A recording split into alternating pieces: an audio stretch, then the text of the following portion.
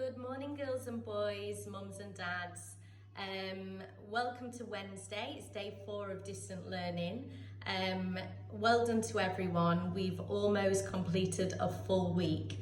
And I'd like to start by just saying a big thank you to the boys and girls for all of their hard work during the week. I've been seeing lots of examples of your learning, pictures, videos, examples of work, and I have been absolutely blown away. So thank you to you.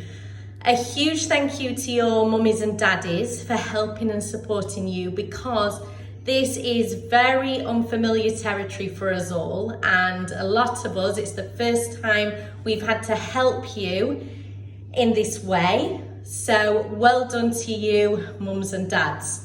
Now, as a full-time mum who now has her children at home and still continuing to work full-time, I would just like to share with you a few tips that I have put together that may help to prepare you for the next week ahead and for the period of distant learning.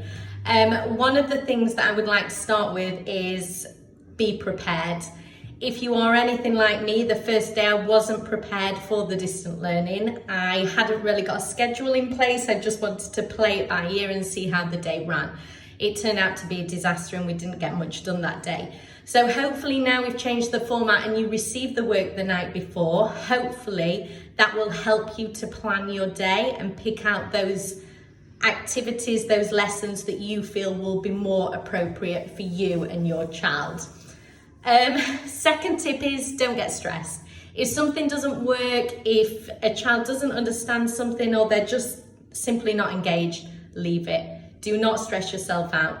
Think about your own mental well-being as well as your child, and just pass and move on to something else. Please don't get stressed. Praise and reward. I found that little rewards, pit stops, a little bit of a snack after an activity really works well. You know your child, you do what works for them. My final tip is keep smiling.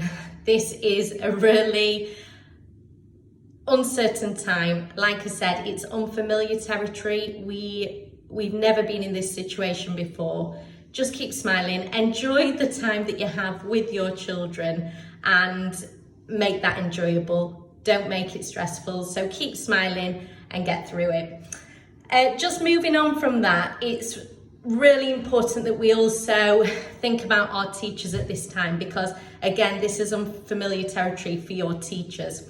So just a reminder that our teachers' working hours are 8 a.m. until 3 p.m. They are working super hard around the clock to prepare, plan, deliver video lessons that are suitable for your children.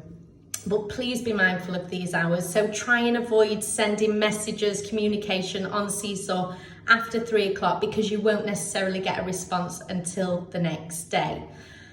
Think about the volume of messages also that you're sending through. Now, we are there to support and we are there on hand. Absolutely. However, when your child has finished a task, for example, don't necessarily feel that you need to tell your teacher that. If you've got examples of work or videos, fantastic, please send that through. But just be mindful of the amount of messages, because as you can imagine, teachers really are inundated.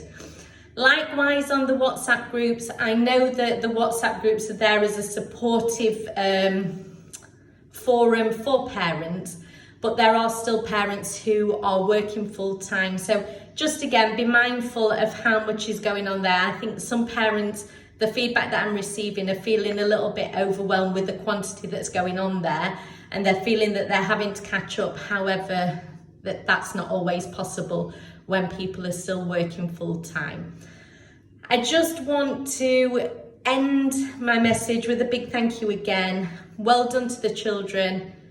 A huge well done to the parent, and a huge thank you to all of our teachers in Key Stage 1 who are working around the clock to make sure that this is